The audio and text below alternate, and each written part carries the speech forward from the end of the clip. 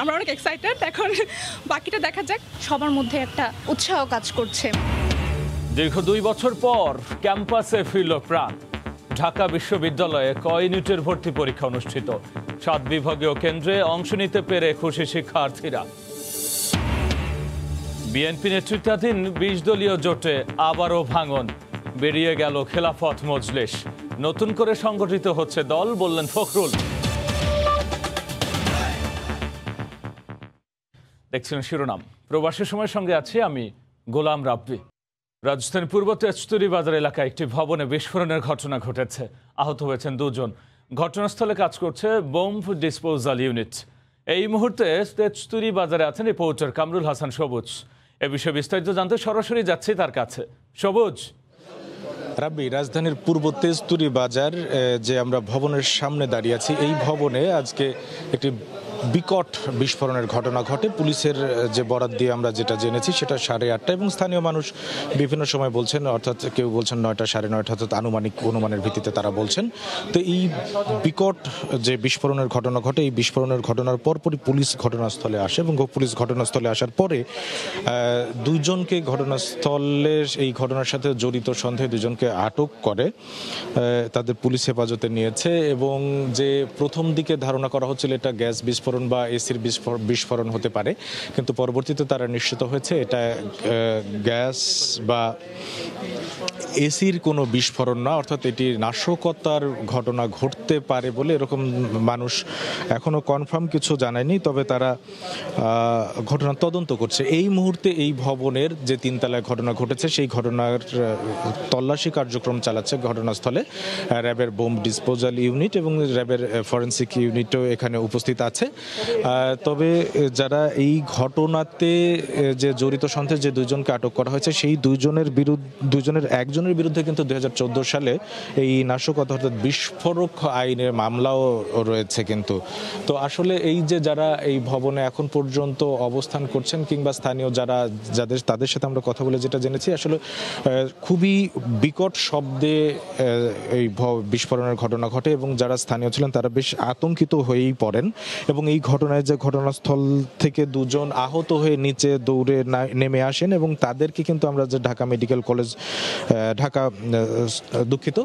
Sheikh Hasina burn ইউনিটে তারা ভর্তি আছেন এবং তাদের একজনের কিন্তু 50% এবং একজনের 64% কিন্তু পুড়ে গেছে। এবং এখন পর্যন্ত আমরা আসলে অপেক্ষায় আছি আইন শৃঙ্খলা রক্ষাকারী বাহিনীর পক্ষে থেকে হয়তো আনুষ্ঠানিকভাবে এইটা আর বিস্তারিত জানানো হবে কিভাবে ঘটনা ঘটেছে এবং ঘটনার এখন পর্যন্ত আসলে কোনো যোগসূত্র আছে কিনা সেই বিষয়ে আসলে আমরা নিশ্চিত কিছু তথ্য এখন পর্যন্ত পাইনি। আমরা অপেক্ষায় আছি, হয়তো এখানে যারা যে বোম ডিসপোজাল ইউনিট তাদের কাজ করছেন সেই কাজ শেষে হয়তো আমাদেরকে আনুষ্ঠানিকভাবে জানানো হবে এবং আনুষ্ঠানিকভাবে আমরা আসলে কিছু জানতে পারিনি। আমরা একটু যদি এখানে যে স্থানীয় লোক আছে তাদের সাথে একটু কথা বলার হয়তো চেষ্টা করে জানার চেষ্টা করব। তবে এখন পর্যন্ত যেটা জেনেছি যে এখানে যে অগ্নিকাণ্ডের ঘটনা বিস্ফোরণের যে ঘটনা ঘটে সেই বিস্ফোরণের ঘটনায় বিশেষভাবে যে এই যে 3 তলায় যে ঘটনা ঘটে সেই ঘটনায় 2 জন আহত হয়েছেন এবং ওই যে রুমটাতে ঘটনা ঘটে সেই রুমের যে পাশের রুমের যে দরজা সেই দরজাও কিন্তু বিধ্বস্ত হয়, অর্থাৎ ভেঙে যায় এই বিস্ফোরণের ঘটনায়। তো এতেই বোঝা যায় যে স্থানীয়দের বর্ণনা এতেই বোঝা যায় যে ঘটনাটা আসলে বেশ বিকট শব্দেই হয়। এবং আমরা এখানে যে স্থানীয় মানুষ, স্থানীয়দের সাথে একটু কথা বলে আর একটু জানার চেষ্টা করব আসলে কতটুকু কি অবস্থায় পর্যন্ত আছে। এখানে আমরা পুলিশ রাত 8:30টার পরপরই, অর্থাৎ ঘটনা ঘটার পরপরই পুলিশ আসার পরে ঘটনাস্থল থেকে পুলিশের যে কার্যক্রম অর্থাৎ আলামত সংগ্রহ থেকে শুরু করে বিভিন্ন আলামত নিয়ে কিন্তু তারা চলে গেছে। অর্থাৎ এই মুহূর্তে ঘটনাস্থলে পুলিশ নেই, এই মুহূর্তে ঘটনাস্থলে আছে র্যাবের বোম ডিসপোজাল ইউনিট। তারা তাদের উদ্ধার কার্যক্রম বা আলামত সংগ্রহের কাজ চালিয়ে যাচ্ছে। তো আমরা আশা করছি হয়তো তাদের কার্যক্রম শেষে আমাদেরকে আনুষ্ঠানিকভাবে জানাবে, তখন আমরা ঠিক প্রকৃত ঘটনাটা কি আসলে সেটা জানাতে পারবো। তো রাব্বি, এই মুহূর্তে আমার কাছে এই ছিল সবশেষ ঘটনাস্থল থেকে। রাজধানীর তেজতুরী বাজারে একটি ভবনে বিস্ফোরণের ঘটনার বিস্তারিত নিয়ে সরাসরি যুক্ত হয়ে জানাচ্ছিলেন সহকর্মী কামরুল হাসান সবুজ। ঢাকা বিশ্ববিদ্যালয় ভর্তি যুদ্ধের মধ্য দিয়ে 2 বছর পর ক্যাম্পাসে ফিরল প্রাণ। করোনার দীর্ঘ বিরতির পর ক ইউনিটের পরীক্ষার মধ্য দিয়ে অপেক্ষার অবসান হলো 2020 সালের এইচএসসি উত্তীর্ণ শিক্ষার্থীদের।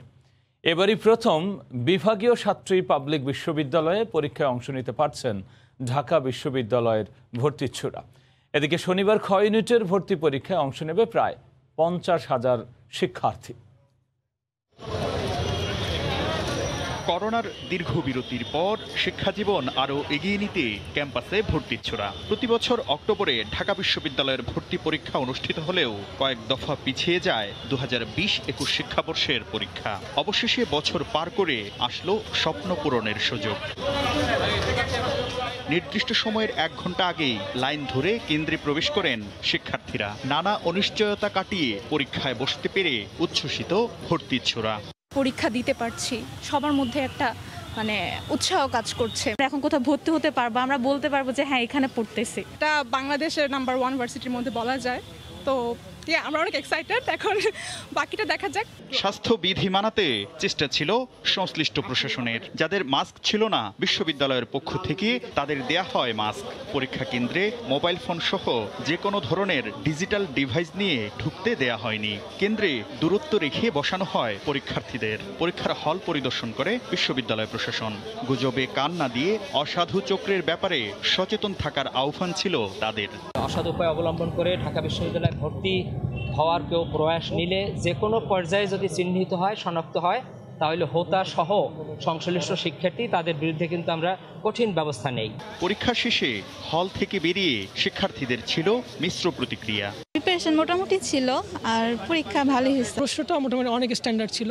আমরা চেষ্টা করেছি সর্বোচ্চটা দেওয়ার। প্রশ্ন এবছর গত বছরের তুলনায় সহজ হয়েছে। 23 অক্টোবর ঘ ইউনিটের পরীক্ষার মধ্য দিয়ে শেষ হবে 2020-21 শিক্ষাবর্ষের ভর্তি পরীক্ষা। ঢাকা বিশ্ববিদ্যালয়ের ক ইউনিটে 1,17,957 জন পরীক্ষার্থীর মধ্যে 1,815 জন শিক্ষার্থী স্বপ্নের বিশ্ববিদ্যালয়ের পরিচয়ে পরিচিত হওয়ার সুযোগ পাবেন। দীর্ঘদিনের অচলায়তন ভেঙে নবীনদের পদচারণায় আবারও ছন্দ ফিরে পাবে ঢাকা বিশ্ববিদ্যালয়, এমনটি প্রত্যাশা সংশ্লিষ্ট সকলের। শাকির আহমেদ, সময় সংবাদ, ঢাকা। এদিকে করোনার কারণে ঢাকা বিশ্ববিদ্যালয়ের স্নাতক প্রথম বর্ষের ভর্তি পরীক্ষা প্রথমবারের মতো বিভাগীয় পর্যায়ে অনুষ্ঠিত হলো। বাড়ির কাছের কেন্দ্রে পরীক্ষা দিতে পারায় খুশি শিক্ষার্থী এবং অভিভাবকরা। ব্যুরো রিপোর্টারদের পাঠানো তথ্য, ছবি নিয়ে বিস্তারিত। 2 বছর পর চট্টগ্রাম বিশ্ববিদ্যালয়ে শিক্ষার্থীদের নিয়ে আসলো শাটল ট্রেন। তবে এই ট্রেনে আসলেন ঢাকা বিশ্ববিদ্যালয়ে ভর্তিচ্ছু শিক্ষার্থীরা। আর এভাবেই শিক্ষার্থীদের পদচারণায় মুখর হয়ে ওঠে ঢাকার বাইরের ক্যাম্পাসগুলো।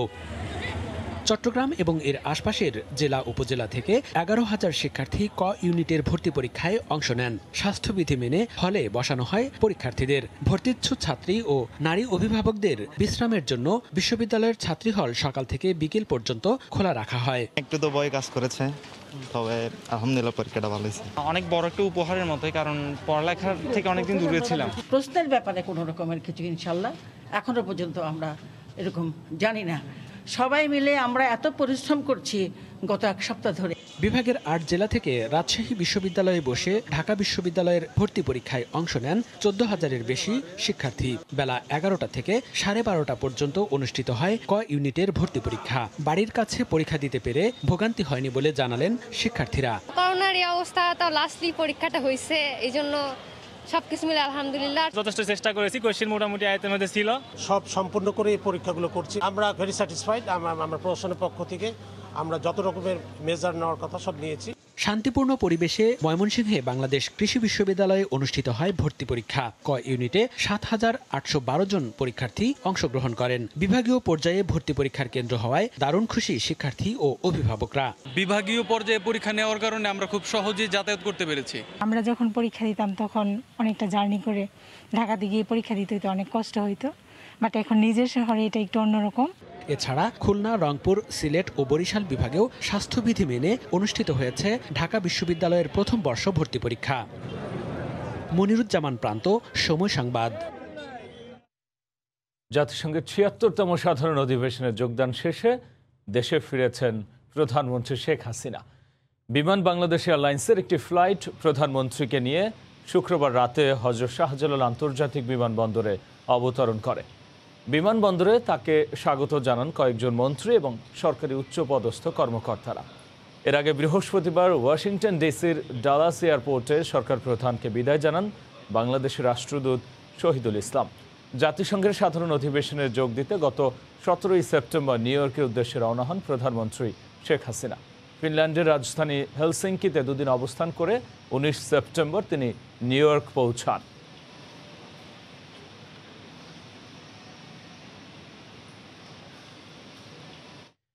এদিকে জাতিসংঘের ৭৬তম সাধারণ পরিষদে সরকার প্রধানের কর্মসূচি সফল হয়েছে বলে মনে করছেন যুক্তরাষ্ট্র আওয়ামী লীগের নেতাকর্মীরা। যুক্তরাষ্ট্র থেকে হাসানুজ্জামান সাকি রিপোর্ট।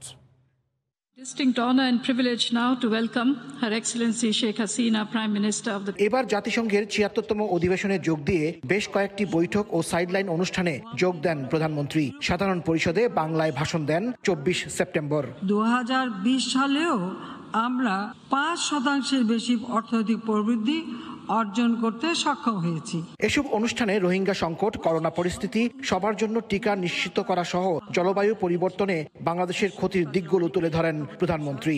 দেশের উন্নয়ন অগ্রযাত্রার কথা বিশ্বসভায় তুলে ধরেন তিনি। তার এবারের সফর সফল হয়েছে মনে করেন যুক্তরাষ্ট্রের আওয়ামী লীগের নেতাকর্মীরা। যুক্তরাষ্ট্র আওয়ামী লীগের নেতৃবৃন্দ এবং অঙ্গ সংগঠনের নেতৃবৃন্দ জননেত্রী শেখ হাসিনার ব্যান্ডগার্ড হিসেবে কাজ করছে। জাতিসংঘের অধিবেশনের বাইরে বেশ কয়েকটি দেশের রাষ্ট্র ও সরকার প্রধানের সাথেও দ্বিপাক্ষিক বৈঠক করেন প্রধানমন্ত্রী। এবারের জাতিসংঘ সাধারণ পরিষদের ৭৬তম অধিবেশনে প্রধানমন্ত্রী শেখ হাসিনা যেভাবে বাংলাদেশকে উপস্থাপন করেছেন তা বিশ্ব নেতৃবৃন্দের কাছে প্রশংসিত হয়েছে। হাসানুজ্জামান সাকি, সময় সংবাদ, Dallas international airport, Washington DC.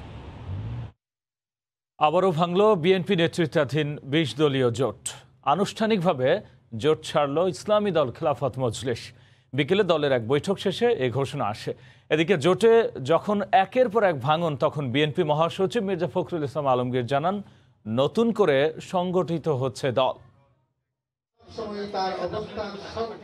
একে একে বিএনপি জোট ছাড়ছে রাজনৈতিক দলগুলো। এবার ২২ বছর ধরে বাংলাদেশ জাতীয়তাবাদী দলের সঙ্গে থাকা খেলাফত মজলিসও ত্যাগ করল ২০ দলীয় জোট। জোটটিতে একমাত্র নিবন্ধিত ইসলামী দল ছিল খেলাফত মজলিস। ২ বছর ধরে জোটের কার্যক্রম পর্যালোচনা করে ২ শতাধিক মজলিসে শুরা সদস্যদের মতামত নিয়ে শুক্রবার বিকেলে আনুষ্ঠানিকভাবে জোট ছাড়ার ঘোষণা দেয় দলটি। খেলাফত মজলিস একটি আদর্শিক রাজনৈতিক সংগঠন হিসাবে স্বকীয় স্বতন্ত্র বৈশিষ্ট্য নিয়ে ময়দানে ভূমিকা রাখবে এবং এখন থেকে ২০ দলীয় জোট সহ সকল রাজনৈতিক জোটের সাথে সম্পর্ক ত্যাগ করছে। জোট ছাড়ার পেছনে শরিকদের অবমূল্যায়নকে দায়ী করেন তারা। ২০১৯ সাল থেকে ২০ দলীয় জোটের দৃশ্যমান রাজনৈতিক তৎপরতা ও কর্মসূচি নেই। ২০১৮ সালে জাতীয় ঐক্যফ্রন্ট গঠনের মধ্য দিয়ে ২০ দলীয় জোটকে কার্যত রাজনৈতিকভাবে অকার্যকর করা হয়। জোট থেকে যখন একের পর এক দল বেরিয়ে যাচ্ছে, তখন বিএনপির মহাসচিবের দাবি নতুন করে সংগঠিত হচ্ছে দল। শুক্রবার দুপুরে নারায়ণগঞ্জের ২৫০০-এ এক শোক সভায় অংশ নিয়ে তিনি কথা বলেন। সমস্ত রাজনৈতিক দলগুলোই তারা এখন একটা দুর্বিষহ সংকটের মধ্য দিয়ে তারা অতিক্রম করছে। ভারপ্রাপ্ত চেয়ারম্যান জনাব তারেক রহমান তিনি ৮০০০ মাইল দূর থেকে আমাদেরকে নেতৃত্ব দিচ্ছেন এবং তার নেতৃত্বে আমাদের দল এখন সুসংগঠিত হচ্ছে। এর আগে national Awami party nap, national Democratic party NDP ২০ দলীয় জোট থেকে বেরিয়ে যায়। জোটের সঙ্গে সম্পর্ক ছিন্ন করে লেবার পার্টি ও আন্দালিব রহমান পার্থের বিজেপি। সবশেষ এবছরের জুলাইয়ে বিএনপি জোট ছাড়ে জমিয়তে উলামায়ে ইসলাম। আফজাল হোসেন, সময় সংবাদ, ঢাকা। আগামী জাতীয় নির্বাচনে অংশ না নিলে বিএনপির অস্তিত্ব বিলীন হয়ে যাবে। তাই আন্দোলনের হুমকি না দিয়ে নির্বাচনের প্রস্তুতি নেওয়ার আহ্বান জানিয়েছেন আওয়ামী লীগ নেতা অ্যাডভোকেট কামরুল ইসলাম এমপি। শুক্রবার বিকেলে কেরানীগঞ্জে কালিন্দী ইউনিয়ন আওয়ামী লীগের ত্রিবার্ষিক সম্মেলনে তিনি আরও বলেন, দেশের উন্নয়ন সহ্য করতে না পেরে একটি গোষ্ঠী দেশবিরোধী ষড়যন্ত্র করছে। আন্দোলনের নামে তারা নৈরাজ্য করতে চায় বলেও মন্তব্য করেন তিনি। গণ আন্দোলন করার সামর্থ্য নেই বিএনপির, তাই অহেতুক আস্ফালন না করতে বিএনপির প্রতি আহ্বান জানান অ্যাডভোকেট কামরুল ইসলাম এমপি।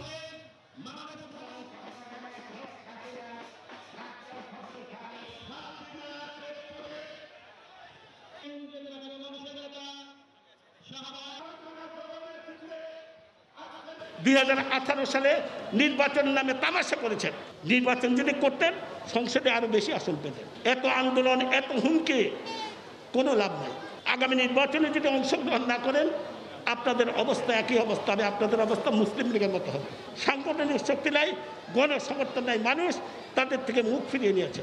অহেতুক আস্ফালন করবেন না, জনমনের ভীতির সঞ্চার করবেন না, কোনো লাভ হবে না। সিরাজগঞ্জে রবীন্দ্র বিশ্ববিদ্যালয়ে চুল কাটার ঘটনায় অভিযুক্ত শিক্ষক ফারহানা ইয়াসমিনের স্থায়ী বহিষ্কারের দাবিতে প্রশাসনিক ভবনে তালা দিয়ে আন্দোলন চালিয়ে যাচ্ছেন শিক্ষার্থীরা। এর আগে ওই শিক্ষককে সাময়িক বহিষ্কার করে প্রশাসন। ক্লাস পরীক্ষা সহ স্থগিত করেছে বিশ্ববিদ্যালয় প্রশাসন। সিরাজগঞ্জ থেকে রিঙ্কু কুণ্ডু রিপোর্ট, ক্যামেরায় ছিলেন অমৃত সেন। শুক্রবার সকালে চতুর্থ দিনের মতো আন্দোলনে নামেন সিরাজগঞ্জের রবীন্দ্র বিশ্ববিদ্যালয়ের শিক্ষার্থীরা। অভিযুক্ত শিক্ষক ফারহানা ইয়াসমিনকে স্থায়ীভাবে বহিষ্কারের দাবিতে প্রশাসনিক ভবনে তালা ঝুলিয়ে আন্দোলন করেন তারা।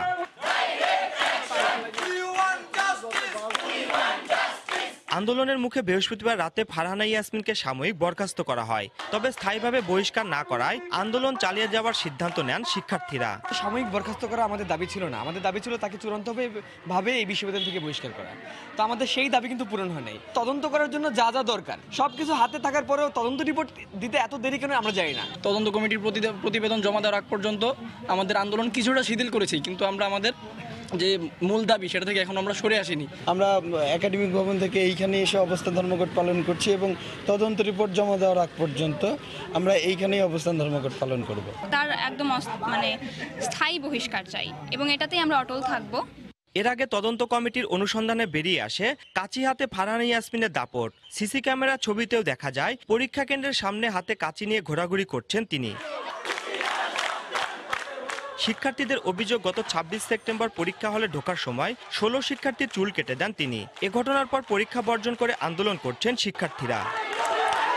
রিঙ্কু কুণ্ডু, সময় সংবাদ, সিরাজগঞ্জ। সিটি কর্পোরেশনের বাজেটে বরাদ্দ কম হয় এবং সমন্বিত ব্যবস্থাপনার অভাবে বারবারই হোঁচট খাচ্ছে এডিস নিয়ন্ত্রণ। আর জনসচেতনতার বিষয়টি অপেক্ষাকৃত কম গুরুত্ব পাওয়ায় ২-১ বছর পরপরই এডিসে নাগাল হতে হচ্ছে সাধারণ মানুষকে। ডেঙ্গু রোগী ভর্তিতে হাসপাতালে খালি নেই শয্যা। এই অবস্থায় বিশেষজ্ঞরা বলছেন মশক নিয়ন্ত্রণে বাজেট বাড়ানোর পাশাপাশি সবথেকে জরুরি সমন্বিত ব্যবস্থাপনা।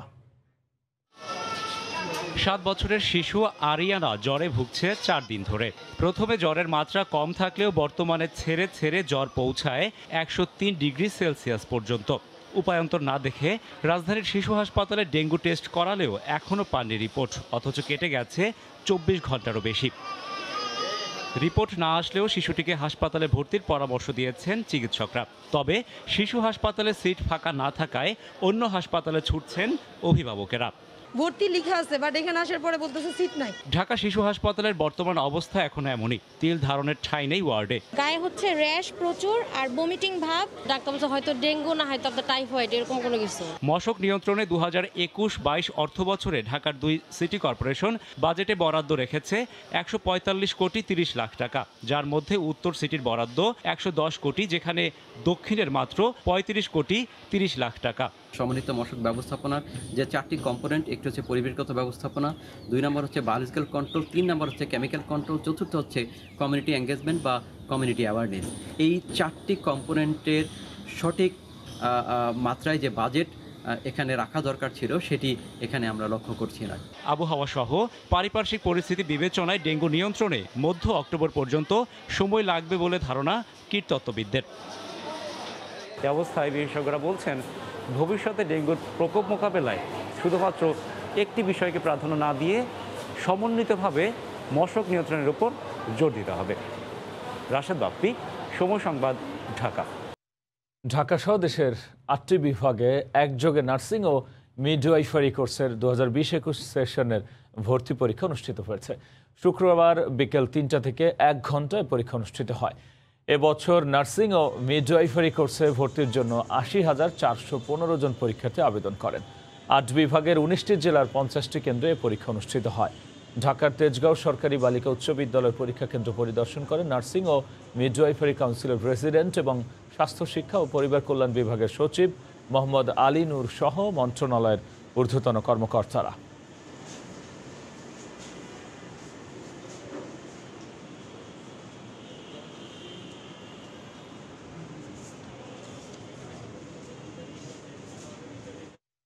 শুক্রবার থেকে শুরু হলো অবৈধ মুঠোফোন বন্ধের প্রক্রিয়া। এখন থেকে হ্যান্ডসেট কেনার আগে গ্রাহককে যাচাই করে দেখার অনুরোধ জানিয়েছে বিটিআরসি। এদিকে হ্যান্ডসেট নিবন্ধন করতে গিয়ে নানা ভোগান্তিতে পড়ছেন গ্রাহকরা। আর এই অবস্থায় সময়সীমা বাড়ানোর দাবি জানিয়েছেন তারা। শুভ খানের রিপোর্ট। দেশে নকল ও অবৈধ হ্যান্ডসেট আমদানি ঠেকাতে গত 1 July national equipment identity registrar NEIR কার্যক্রম চালু করে বাংলাদেশ টেলিযোগাযোগ নিয়ন্ত্রণ কমিশন বিটিআরসি। এই ব্যবস্থা চালুর দিন থেকে 30 সেপ্টেম্বর পর্যন্ত অর্থাৎ 3 মাসের মধ্যে বিদেশ থেকে আনা স্মার্টফোন কিংবা অবৈধ হ্যান্ডসেট নিবন্ধনের নির্দেশনা দেয় বিটিআরসি। কমিশনের নির্দেশনা অনুযায়ী নিবন্ধনের জন্য বিটিআরসির ওয়েবসাইটে গিয়ে অ্যাকাউন্ট খুলতে হবে গ্রাহকদের। এরপর পাসপোর্ট, ভিসা ও কেনার রসিদ আপলোডের মাধ্যমে করা যাবে নিবন্ধন। NEI এর জন্য মেসেজটা পাঠিয়েছিলাম, তখন আর কোনো ফিরতি SMS আসেনি যে আমারটা রেজিস্টার্ড না আনরেজিস্টার্ড। এখনো জনসচেতনমূলক কোনো প্রচারণা নেই, যার ফলে বিভ্রান্তি রয়ে গেছে। 3 মাসের পরীক্ষামূলক সময় শেষে নিয়ন্ত্রক সংস্থা দাবি করছে অপারেটরদের দেয়া 44,53,00,000 IMEI নম্বরকে নিবন্ধন করা হয়েছে। তবে কমিশন বলছে নিবন্ধনের বাইরে এখনো অবৈধ তালিকায় থাকা হ্যান্ডসেট 1 জুলাইয়ের আগে নেটওয়ার্কে সচল থাকলে তা নিবন্ধিত হবে স্বয়ংক্রিয়ভাবে। 1 জুলাই থেকে 30 সেপ্টেম্বর পর্যন্ত নেটওয়ার্কে যুক্ত হওয়া অবৈধ হ্যান্ডসেটগুলো প্রয়োজনীয় তথ্য দিয়ে বৈধ করা যাবে। অনলাইনে নিবন্ধন করতে না পারলে গ্রাহক যে অপারেটরের সিম ব্যবহার করছেন সংশ্লিষ্ট মোবাইল অপারেটরের কাস্টমার কেয়ারে গিয়ে নিবন্ধন করতে পারবেন। 1 তারিখের পর থেকে যারা নতুন কিনবে সেগুলো যদি আইএমএন নাম্বার না থাকে বিচ্ছিন্ন হয়ে যাবে। যদি আপনি বৈধতা যাচাই করতে পারেন তো আবার ওটা রিভাইভ হবে। বিটিআরসি নির্দেশনা অনুযায়ী শুধু অবৈধ হ্যান্ডসেটই নয়, 1 অক্টোবর থেকে নতুন কোনো হ্যান্ডসেট কিনলে তাও নিবন্ধন করে দেওয়ার কথা জানিয়েছে মোবাইল অপারেটররা। কিছু গ্রাহকের সমস্যা হতেই পারে, যদি আমাদের কল সেন্টারে যোগাযোগ করা হয় সেখানে ব্যবস্থা নেওয়ার জন্য সেভাবে নির্দেশনা দেওয়া আছে। এখন থেকে কোনো বিক্রেতা গ্রাহকের কাছে অবৈধ ফোন বিক্রি করলে তাকে শাস্তি দেওয়ার পাশাপাশি হ্যান্ডসেটটি ফেরত নিতে বাধ্য করা হবে বলে জানিয়েছে বিটিআরসি। শুভ খান, সময় সংবাদ, ঢাকা। জমে উঠেছে ইতালির রোম সিটি নির্বাচনের শেষ মুহূর্তের প্রচারণা। নির্বাচনে প্রতিদ্বন্দ্বিতা করছেন 7 বাংলাদেশি। ইতালি থেকে যমুনা মাহমুদের রিপোর্ট। শেষ মুহূর্তের প্রচারণায় জমে উঠেছে রোম সিটি কর্পোরেশনের নির্বাচন। প্রতিদ্বন্দ্বী প্রার্থীদের উদ্বেগ উৎকণ্ঠার মধ্য দিয়ে শুক্রবার শেষ হচ্ছে আনুষ্ঠানিক প্রচারণা। নির্বাচনে অংশগ্রহণকারী বাংলাদেশি 7 প্রার্থীর এক পরিচিতি সভা অনুষ্ঠিত হয়েছে। সচেতন নাগরিক সমাজ আয়োজিত এই পরিচিতি সভায় 1 নম্বর মিউনিসিপ্যাল প্রেসিডেন্ট ও কাউন্সিলর প্রার্থী KM লোকমান হোসেন, 5 নম্বর ওয়ার্ডে নারী নেত্রী লায়লা শাহ, MD শহীদুল্লাহ, MD ওয়াদুদ মিয়া, পরিতম সাহা এবং রোম সিটির কাউন্সিলর প্রার্থী সাংবাদিক জুমানা মাহমুদ উপস্থিত ছিলেন। এ সময় যোগ্যতা অনুযায়ী সবাইকে ভোট দেওয়ার আহ্বান জানান প্রার্থীরা। একই সঙ্গে এই নির্বাচনের মধ্য দিয়ে বাংলাদেশকে অনন্য উচ্চতায় নিয়ে যাওয়ার অঙ্গীকার করেন তারা। দলমত নির্বিশেষে সবাই পাশে দাঁড়ান, আমরা যেন জয়যুক্ত হতে পারি, আমাদের বাংলাদেশ কমিউনিটিকে এগিয়ে নিতে যেতে পারি, ওইটাই আমাদের সবার লক্ষ্য। আর আমরা যদি একটা কিছু করতে পারি, ইটালিয়ান রাজনীতির মধ্যে একজন যদি উঠতে পারি হলে আমাদেরই গৌরব। 2021 সালের ঐতিহাসিক রোম সিটি কর্পোরেশনের নির্বাচনে 22 জন মেয়র প্রার্থী রয়েছেন এবং 48টি সিটি কাউন্সিলর পদে 1800 প্রার্থী প্রতিদ্বন্দ্বিতা করছেন। আগামী 3 ও 4 অক্টোবর এই সিটি নির্বাচন অনুষ্ঠিত হবে। রোমের এই নির্বাচনে মোট বাংলাদেশি প্রার্থী 7 জন। তার মধ্যে আমি সাংবাদিক জুমানা নিজেও একজন। ভোটারদের কাছে একটাই আশা, তারা আমাদের ভোট দিয়ে জয়যুক্ত করবেন, কারণ আগামীতে বাঙালিদের সমস্যার সম্ভাবনার কথা তুলে ধরব, এগুবো সমাধানের পথে। ইতালির রোম থেকে জুমানা মাহমুদ, সময় সংবাদ। অস্ট্রেলিয়ায় দীর্ঘ 1.5 বছরেরও বেশি সময় পর আগামী নভেম্বরে তুলে নেওয়া হচ্ছে ভ্রমণ নিষেধাজ্ঞা। খুলে দেওয়া হচ্ছে সীমান্ত। তবে আপাতত দেশটিতে প্রবেশের সুযোগ পাবেন বিভিন্ন দেশে আটকে পড়া অস্ট্রেলীয় নাগরিক ও দেশটিতে বসবাসরত বিভিন্ন দেশের স্থায়ী বাসিন্দারা। সিডনি থেকে বিস্তারিত জানিয়েছেন SM আমিনুর রুবেল। 2020 সালে করোনা মহামারীতে বিশ্ব যখন বিপর্যস্ত, তখন অনেকটা হুট করেই মার্চ মাসে বহির্বিশ্বের সাথে সব ধরনের যোগাযোগ বন্ধ করে দেয় অস্ট্রেলিয়া। এতে দেশে বিদেশে আটকে পড়ে লক্ষ লক্ষ অস্ট্রেলিয়ার নাগরিক ও অন্যান্য ভিসাধারীরা। আজ এক সংবাদ সম্মেলনে দেশটির প্রধানমন্ত্রী স্কট মরিসন নভেম্বর থেকেই অস্ট্রেলিয়া আন্তর্জাতিক বর্ডার খুলে দেওয়ার ঘোষণা দিয়েছে। আপাতত শুধুমাত্র দেশটির যে সকল রাজ্যে 80% মানুষ করোনা ভ্যাকসিনের 2টো ডোজই নিয়েছে এমন নাগরিক ও স্থায়ী বাসিন্দারা ভ্রমণের সুযোগ পাচ্ছে। নতুন শিথিল শর্ত অনুযায়ী আগের মতো ব্যয়বহুল হোটেল কোয়ারেন্টিনে থাকতে হবে না কাউকে, বরং 1 সপ্তাহ নিজ বাড়িতে আইসোলেশনে থাকতে হবে। তবে দ্রুতই দেশটির অস্থায়ী বাসিন্দা, পর্যটক ও আন্তর্জাতিক শিক্ষার্থীদের জন্য ভ্রমণের সুযোগ করে দিতে আশাবাদী সরকার। যেসব শর্ত সাপেক্ষে বর্ডার ওপেন করতেছে, অ্যাকচুয়ালি আমাদের মতো স্টুডেন্টের পক্ষে বাংলাদেশে গিয়ে ঘুরে আসা এটা কোয়াইট ইম্পসিবল। অ্যাটলিস্ট জানুয়ারি ফেব্রুয়ারি পর্যন্ত ওয়েট করতেই হবে। ভিসা থাকা সত্ত্বেও গত 1.5 বছরে অস্ট্রেলিয়ায় উচ্চ শিক্ষার্থে বাংলাদেশি কোনো শিক্ষার্থী আসতে পারেনি। অনেকেই দেশে থেকেই লক্ষ লক্ষ টাকা টিউশন ফি দিয়ে অনলাইনে পড়াশোনা করেছে। বিশেষজ্ঞদের ধারণা, ভিসা পদ্ধতি সহজ করায় আগামী বছরের শুরুতেই হাজার হাজার বাংলাদেশি শিক্ষার্থী অস্ট্রেলিয়ায় পড়তে আসার সুযোগ পাবে। অস্ট্রেলিয়ার জনসংখ্যার একটি বড় অংশ অস্ট্রেলিয়ায় জন্মগ্রহণ করেনি, তাই দেশে ফিরতে চাওয়া মানুষের সংখ্যা অস্ট্রেলিয়ায় এই মুহূর্তে লক্ষ লক্ষ। ফ্লাইট স্বল্পতার কারণে আগামী বছরের মাঝামাঝি পর্যন্ত অন্তত অস্ট্রেলিয়া থেকে পৃথিবীর যে কোনো দেশে ভ্রমণ অত্যন্ত ব্যয়বহুল হবে, এমনটাই ধারণা করছে বিশেষজ্ঞরা। SM আমিনুল রুবেল, সময় সংবাদ, অস্ট্রেলিয়া। জমকলা আয়োজনের মধ্য দিয়ে উদ্বোধন হলো দুবাই এক্সপো 2020। আর এতে অংশ নিচ্ছেন 3 শতাধিক প্রবাসী বাংলাদেশি ব্যবসায়ীও। শিবলি আল সাদিকের রিপোর্ট। চোখ ধাঁধানো ও জমকালো আয়োজনে উদ্বোধন হলো বহুল প্রতীক্ষিত দুবাই এক্সপো 2020। বৃহস্পতিবার দুবাইয়ের ক্রাউন প্রিন্স শেখ হামদান বিন মোহাম্মদ বিন রাশিদ আল মাকতুম 6 মাস ব্যাপী এই এক্সপোর আনুষ্ঠানিক উদ্বোধন ঘোষণা করেন। 64টি দেশের প্রায় 1000 শিল্পী এতে অংশ নেন। প্রায় 4.5 কিলোমিটার জায়গা জুড়ে এক্সপোর দৃষ্টিনন্দন প্যাভিলিয়ন মুগ্ধ করেছে সবাইকে। এই ইতিহাসের গর্বিত অংশীদার বাংলাদেশও। এক্সপো হচ্ছে সম্পূর্ণরূপে একটি কালচারাল এবং এক্সপিরিয়েন্স, প্রতিটি দেশের বিভিন্ন বিষয়, সাংস্কৃতিক বিষয়, সায়েন্টিফিক ডেভেলপমেন্ট, সামাজিক বিষয় এবং অবশ্যই কিছুটা বাণিজ্যিক বিষয় বা অর্থনৈতিক বিষয় নিয়ে কিছু প্রদর্শনীর আয়োজন করা হয়।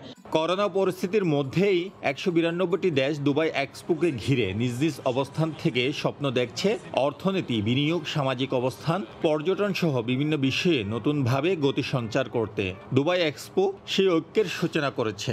It's a huge platform. যদি Bangladesh government can take this in a different level, এখানে বাংলাদেশ স্ট্রেংথটা অনেক বাড়তে পারে। আশা করি ভবিষ্যতে আমরা এই বাণিজ্য মেলা থেকে বাংলাদেশ অনেক সুবিধা পাবে, বিশেষ করে আমাদের বৃহত্তর জনগোষ্ঠীর আমাদের যে নতুন নতুন প্রোডাক্ট আছে।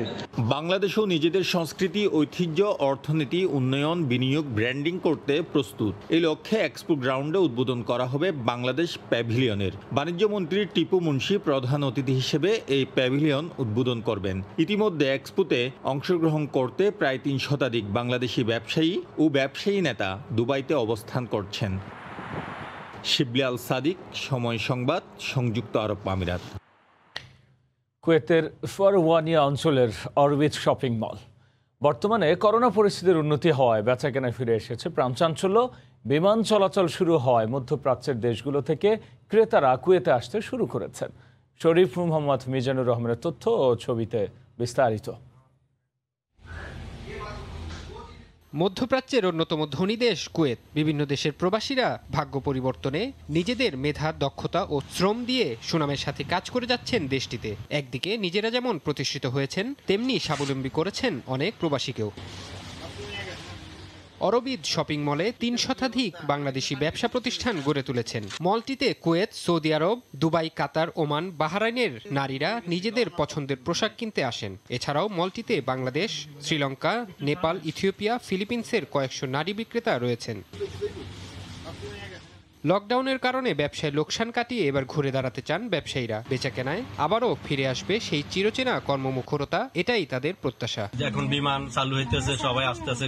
আমাদের কুয়েত সব দেশ থেকে লোক আসতে আছে, বাহরাইন, দুবাই, কাতার, ইনশাল্লাহ এখন ওরাও আস্তে আস্তে শুরু করছে।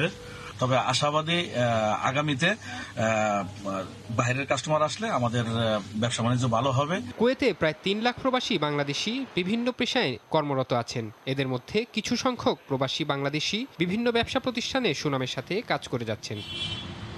সময় সংবাদ, কুয়েত।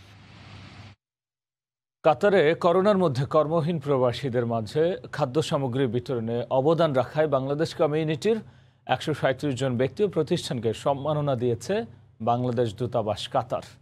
কাতার প্রতিনিধি আনোয়ার হোসেন মামুনের তথ্য, ছবি নিয়ে রিপোর্ট। কাতারে করোনার শুরুতে চাকরি হারিয়ে কর্মহীন হয়ে পড়েন হাজার হাজার প্রবাসী বাংলাদেশি।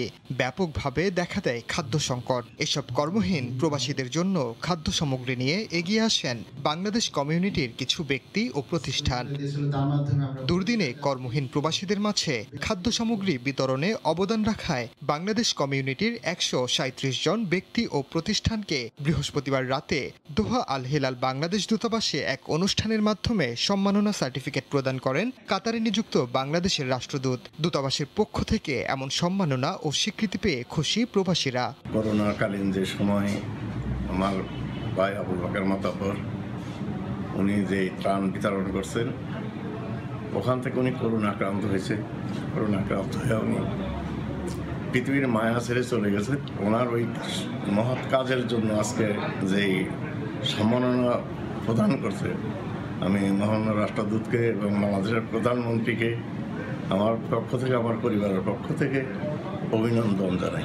ধন্যবাদ জানাবো আমাদের কমিউনিটির যারা এই মহামারীতে মৃত্যুর ঝুঁকি নিয়ে ত্রাণের যে প্যাকেটটি ঘরে ঘরে ডোর টু ডোর নিয়ে গিয়েছে, সেই ভলান্টিয়ারদের সনদ দেওয়া হলো। সেই জন্য বাংলাদেশ কমিউনিটির পক্ষ থেকে বাংলাদেশ দূতাবাসকে অসংখ্য অসংখ্য ধন্যবাদ। দুঃসময়ে একে অন্যের পাশে থাকার জন্য বাংলাদেশ কমিউনিটিকে ধন্যবাদ জানান কাতারে নিযুক্ত বাংলাদেশের রাষ্ট্রদূত। করোনাকালীন সময় যে দুঃসহ একটা পরিস্থিতি ছিল, দুঃসময় ছিল, তার মধ্যে আমাদের প্রবাসী বাংলাদেশি ভাই বোনেরা ঐক্যবদ্ধভাবে এই দুঃসময়ে আমাদের প্রবাসীদের পাশে এসে দাঁড়িয়েছিলেন। আমি মনে করি যে এটা একটা মডেল হিসাবে আমরা দাঁড় করাতে পেরেছি। করোনার শুরু থেকেই কাতার সরকার ও বিভিন্ন সংস্থার পাশাপাশি বাংলাদেশ সরকারের পাঠানো ত্রাণ সামগ্রী প্রবাসীদের মাঝে বিতরণ করে আসছে বাংলাদেশ কমিউনিটি। সময় সংবাদ, কাতার। ঢাকার নবাবগঞ্জের ইছামতি নদীতে অনুষ্ঠিত হলো ঐতিহ্যবাহী নৌকা বাইচ প্রতিযোগিতা। 100 বছরেরও বেশি সময় ধরে হয়ে আসা এই প্রতিযোগিতায় এবারও ছিল মাঝি মাল্লার দাঁড় বৈঠার টান। আর নদীর দুই পাড়ে উৎসবে মাতেন হাজার হাজার দর্শনার্থী। আয়োজকের বাঁশির সুর, মুহূর্তেই নৌকায় দাঁড় ধরে দাঁড়িয়ে থাকা নির্দেশকের পায়ের সংকেত। বৈঠা টানা শুরু করলেন 50 জন মাঝি। শুরু হয় বাইচ প্রতিযোগিতা। গায়েন তখন উৎসাহ দিয়ে এগিয়ে নিয়ে যাচ্ছেন নৌকা। অদম্য গতিতে ছুটে চলা ঘাসি নৌকার বাইচ দেখে মুগ্ধ নদীর দুই পাড়ের দর্শনার্থীরা। নবারুণ সংঘ সহ 4টি ক্লাব ও এলাকাবাসী মিলে এ আয়োজন করে। বসে গ্রামীণ মেলা। আমি আসছি রাধাকান্তপুর থেকে। আমাদের খুব ভালো লাগে, ছোট সময় থেকে দেখে আসছি যে এখানে নৌকা বাইচ হয়। এলাকার মানুষের একটা আপনার বিনোদনের একটা প্রাণ কেন্দ্র, এটা প্রাণ। এই নৌকা প্রায় 45 বছর ধরে আর কি বাই। নৌকা বাইচ না দিলে শরীরে জ্বর হয়ে যায়।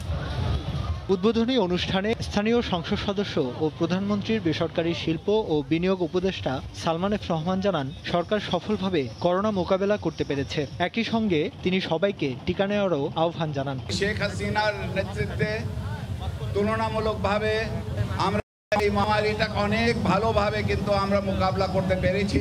আমি আপনাদের সকলকে কিন্তু অনুরোধ করব যে আপনারা টিকা নিয়ে নেন। সবাইকে যত তাড়াতাড়ি আপনারা টিকা নিতে পারেন, আমরা এই সমস্যা থেকে আমরা সমাধানটা পাবো। 7 প্রতিযোগী দলের মধ্যে এবার জয়ী হয় খানবাড়ি। প্রথম পুরস্কার হিসেবে মোটরসাইকেল জিতে নেন তারা। এহসানুল হক শাওন, সময় সংবাদ, নবাবগঞ্জ। দলের জয়ে অবদান রাখতে পারায় খুশি তপু বর্মন। তবে এই ধারাবাহিকতা সাফের বাকি ম্যাচগুলোতে ধরে রাখতে পারলেই কেবল নিজেকে সফল মনে করবেন এই ডিফেন্ডার। মালদ্বীপে ম্যাচ শেষে তপু বর্মনের সঙ্গে কথা বলেছেন সহকর্মী SM ইকবাল। প্রত্যাশিত জয়ে সাফে যাত্রা শুরু করেছে বাংলাদেশ, আর এই জয়ের অন্যতম নায়ক হচ্ছে তপু বর্মন। তপু বর্মন এখন আছেন আমাদের সঙ্গে। তপুর কাছ থেকে আসলে জানতে চাবো, তপু আসলে এই গোলটার অনুভূতিটা কি? মানে আপনার একমাত্র গোলে বাংলাদেশ জয় পেল, এটাকে কিভাবে দেখছেন? অবশ্যই ভালো একটা অনুভূতি, কারণ আমাদের আরও 3টা খেলা বাকি আছে। আর সবসময় অবশ্যই ফার্স্ট ম্যাচটা হলো অনেক ইম্পর্টেন্ট, যেহেতু একটা টুর্নামেন্ট খেলতে আসছি আমরা, সাব টুর্নামেন্ট, এটা আমাদের জন্য বিরাট একটা ব্যাপার।